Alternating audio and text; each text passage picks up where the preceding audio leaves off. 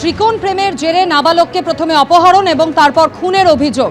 ঘটনাটি ঘটেছে শিলিগুড়ির মাটিগাড়ায়। এলাকারই এক যুবকের বিরুদ্ধে নাবালককে খুনের অভিযোগ সামনে এসেছে। শনিবার থেকে নিখোঁজ, সোমবার রাতে ঝোপের মধ্যে ওই নাবালকের দেহের হদিশ পাওয়া যায়। ত্রিকোণ সম্পর্কের জেরেই নাবালককে অপহরণ করে খুনের অভিযোগ। এক অভিযুক্তকে গ্রেপ্তার করা হয়েছে, যদিও মূল অভিযুক্ত এখনো অধরা।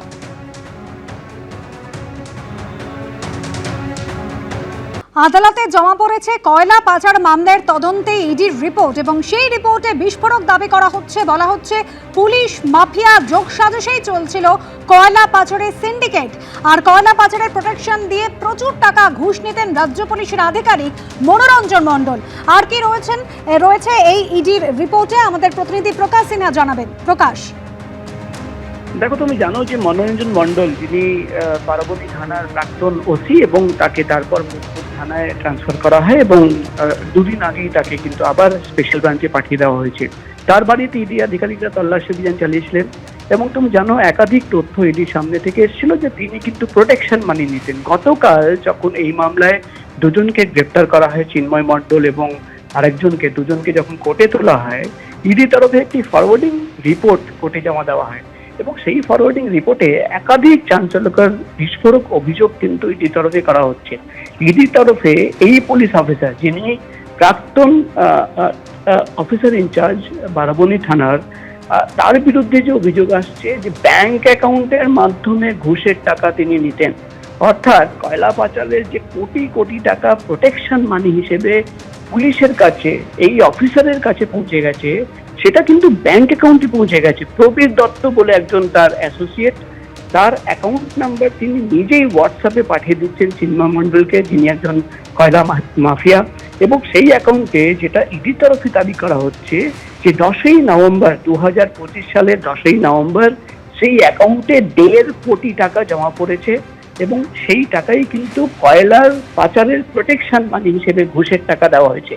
অর্থাৎ ইডির তরফে যেটা দাবি করা হচ্ছে যে শুধুমাত্র নগদ ক্যাশ টাকা নয়, এই পুলিশ অফিসার মনোরঞ্জন মণ্ডল, যার বাড়িতে ইতিমধ্যেই তল্লাশি অভিযান চালানো হয়েছে, যাকে ইতিমধ্যেই কিন্তু তদন্তকারী অফিসাররা তলব করেছেন, সে কিন্তু নিজের অ্যাকাউন্টে 1.5 কোটি টাকা, নিজের একজন অ্যাসোসিয়েটের অ্যাকাউন্টে শুধু ঘুষের টাকা নিচ্ছেন না, তিনি কিন্তু হোয়াটসঅ্যাপের যে চ্যাট হিস্ট্রি, যে স্ক্রিনশট পাঠানো হচ্ছে টাকা, সেটাও কিন্তু ইডি অফিসাররা এই রিপোর্টে অ্যাটাচ করে দিয়েছেন। সব মিলিয়ে কিন্তু ইডি তরফে দাবি করা হচ্ছে দুজনকে ইতিমধ্যেই কাস্টাডিতে নেওয়া হয়েছে।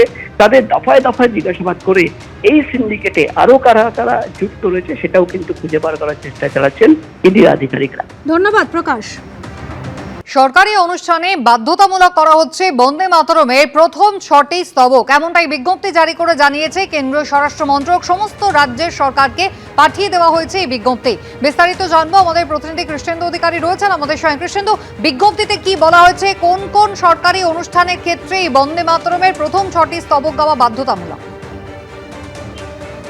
দেখো, কেন্দ্রীয় স্বরাষ্ট্র মন্ত্রকের তরফে যে বিজ্ঞপ্তি জারি করা হয়েছে এবং সেই বিজ্ঞপ্তি পাঠানো হয়েছে সমস্ত রাজ্য সরকারকে এবং কেন্দ্রশাসিত অঞ্চলকে, এবং সেই বিজ্ঞপ্তিতে বলা হয়েছে যে জনগণ মন অধিনায়ক যে জাতীয় সঙ্গীত, সেই সঙ্গীতের আগে বন্দে মাতরম সঙ্গীত সমবেতভাবে গাওয়াটা বাধ্যতামূলক। এবং এই সমবেতভাবে যে গান গাওয়ার কথা বলা হয়েছে সেটা 3 মিনিট 10 সেকেন্ডের মধ্যে গাইতে হবে, অর্থাৎ প্রথম 6টা স্তবক বন্দে মাতরম গানের। এবং কোন কোন ক্ষেত্রে এই বন্দে মাতরম গান গাইতে হবে, 6টা স্তবক গাওয়া হবে, তার একটা তালিকাও কেন্দ্রীয় স্বরাষ্ট্র মন্ত্রকের তরফে দেওয়া হয়েছে। এবং তাতে বলা হয়েছে যে জাতীয় পতাকা যখন উত্তোলন করা হবে বা কোনো সাংস্কৃতিক যখন অনুষ্ঠান হবে, সেখানে কোরাসে এই বন্দে মাতরম গাওয়া যাবে। এমনকি রাষ্ট্রপতির কোনো অনুষ্ঠান বা সরকারি বা জনসাধারণের কোনো অনুষ্ঠান, সেখানে গাইতে হবে এই বন্দে মাতরম। যে কোনো মন্ত্রী যারা সেখানে উপস্থিত আছেন এমন কোনো অনুষ্ঠান, সেই অনুষ্ঠানে উপযুক্ত মর্যাদায় এই বন্দে মাতরমের প্রথম যে 6টা স্তবক সেটা গাইতে হবে।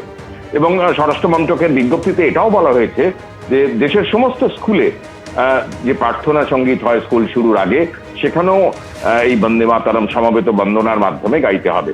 তুমি জানো যে বন্দে মাতরমের 150 চলছে। ঋষি বঙ্কিমচন্দ্র চট্টোপাধ্যায় এই গান লিখেছিলেন এবং ভারতবর্ষের জাতীয় স্বাধীনতা আন্দোলনে এই গানের একটা যথার্থ ভূমিকা ছিল এবং আনন্দমঠ উপন্যাসের অন্তর্ভুক্ত হয়েছিল এই গান। সাধারণত সংস্কৃত বাংলার মিশ্র ভাষায় রচিত এই গান একটা সময় ঋষি অরবিন্দ ঘোষ বলতেন যে বঙ্গদেশের জাতীয় সঙ্গীত অভিহিত করেছিলেন এই বন্দে মাতারামকে। এই বন্দে মাতারাম গান নিয়ে কেন্দ্রের তরফে, কেন্দ্রীয় সরকারের তরফে রীতিমতো অনুষ্ঠান করা হয়েছে, কমিটি তৈরি করা হয়েছে, বৈঠক হয়েছে, এবং সেই বৈঠকের পর সর্বশেষে কেন্দ্রীয় স্বরাষ্ট্র মন্ত্রকের তরফে এই বিজ্ঞপ্তি জারি করা হয়েছে এবং বিজ্ঞপ্তি সমস্ত রাজ্যে পাঠানো হয়েছে কেন্দ্রশাসিত অঞ্চলে, যে এই বন্দে মাতারাম, সেই বন্দে মাতারামের প্রথম 6টা স্তবক 3 মিনিট 10 সেকেন্ডের মধ্যে সমবেতভাবে গাইতে হবে এবং সেই গাওয়াটা বাধ্যতামূলক। কোন কোন ক্ষেত্রে গাইতে হবে সেটাও বিজ্ঞপ্তিতে নির্দিষ্ট করে দেওয়া হয়েছে। সুস্মিতা। একেবারে কৃষ্ণেন্দু, ধন্যবাদ।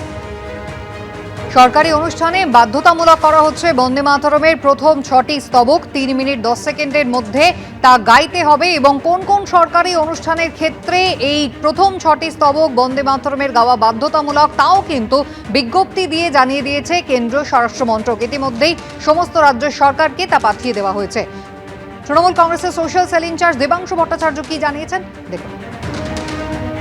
বন্দে মাতরম নিয়ে আজকে যখন বিজ্ঞপ্তি জারি হচ্ছে, এই বন্দে মাতরম নিয়ে পার্লামেন্টে আপত্তি হয়েছিল কেন? এই বন্দে মাতরম নিয়ে তো আপত্তি বিজেপির দেখা গিয়েছিল সবচাইতে বেশি। এই বন্দে মাতরম লিখেছেন একজন বঙ্গের সন্তান, জয় হিন্দ স্লোগানও দিয়েছেন একজন বঙ্গের সন্তান, এবং দেশের জাতীয় সঙ্গীত জনগণ মন সেটাও দিয়েছেন একজন বঙ্গের সন্তান। তো যে বঙ্গের সন্তানদের দেওয়া বিভিন্ন রকমের জাতীয় ধ্বনি, জাতীয় স্লোগান, জাতীয় সঙ্গীত ইত্যাদি নিয়ে আজকে গোটা ভারতবর্ষ আজকে উঠে দাঁড়াচ্ছে, শ্রদ্ধা জ্ঞাপন করছে, সেই বঙ্গবাসীকে আপনারা অসম্মান করছেন, সেই বাংলার মানুষকে আপনারা অন্য রাজ্যে গেলে বাংলাদেশি বলে দাগিয়ে দিচ্ছেন। ফলে বন্দে মাতরম বলার মাধ্যমে একদিকে আপনারা দেখাতে চাইছেন আপনারা কত বড় দেশভক্ত, কিন্তু সেই বন্দে মাতরমের স্রষ্টা যারা, জয় হিন্দের স্রষ্টা যারা, জনগণমন স্রষ্টা যারা, সেই জাতিটাকে পেষণ করছেন গোটা ভারতবর্ষের মাটিতে বিদেশি তকমা দিয়ে এসআইআর এর লম্বা লাইনে দাঁড় করিয়ে। ফলে জুতো মেরে গরুদান করে কোনো লাভ নেই। পাল্টা কি বললেন বিজেপি নেতা রাহুল সিনহা, এবার দেখুন। বন্দে মাতরমের তো বিরোধিতা সরাসরি করতে পারছে না, ঘুরিয়ে বিরোধিতা করার এটা একটা রাস্তা নিয়েছে তৃণমূল। কোথায় বন্দে মাতরম আর তার সাথে এরা তুলনা করছে এসআইআর, তার সাথে তুলনা করছে বিভিন্ন প্রকল্পের টাকা পয়সার ব্যাপার। অর্থাৎ ধান্দা ছাড়া তৃণমূল কংগ্রেস আর কিচ্ছু বোঝে না। যে কারণের জন্য বন্দে মাতরমের মর্যাদা তো ওরা প্রথমেই নষ্ট করে দিল এসআইআর এর সাথে বন্দে মাতরমের তুলনা করে। এসআইআর এর সাথে বন্দে মাতরমের যে স্বাধীনতার সেই জয়গানকে পুরোপুরি নস্যাৎ করে দিল, বঙ্কিমচন্দ্রকে অপমান করলো বলে আমরা মনে করি। অতএব সেই কারণে ভবি ভোলবার নয়, যাই কিছু হোক ওই ঘুরে ফিরে এসআইআর এর ব্যথা তৃণমূলের বুকে বারবার বাজছে। কারণ ওই এসআইআরই তৃণমূলের হৃদ কম্পন করিয়ে দিয়েছে, আর হার্ট অ্যাটাকের মূল কারণ হবে এসআইআর। এবিপি আনন্দ, এগিয়ে থাকে, এগিয়ে রাখে।